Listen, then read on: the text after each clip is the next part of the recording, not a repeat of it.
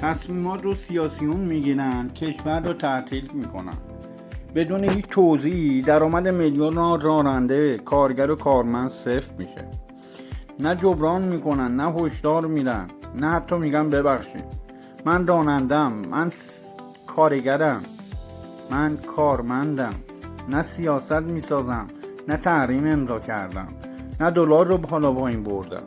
ولی امروز همه فشارها رو فرمون منه، رو سفره منه، تو خانواده منه. کشوری که تعطیل هست سفرهای راننده کم میشه، اینترنت اختلال پیدا میکنه، قیمت سفرها با سرعت چپ میکنه.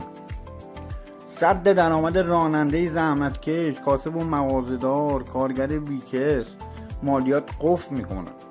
قسط ماشین پابرجاست، اجاره خونه، شکم خانواده، همه چی پابرجاست. تصمیمات بالا راحت گرفته میشه ولی کسی پایین رو نمیبینه. بالا دستور میدن، پایین درآمد رو نابود میکنن. تحریم ادامه داره، دلار افسار پاره کرده، تورم داره خفمون میکنه. تعمیرات خودرو، لاستیک، روغن، همه چی با دلاره.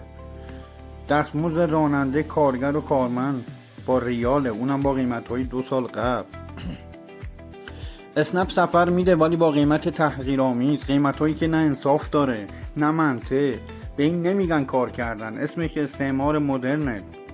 تحریم واسه سیاستمداره، دلار برای بازاره، فقر واسه مردم.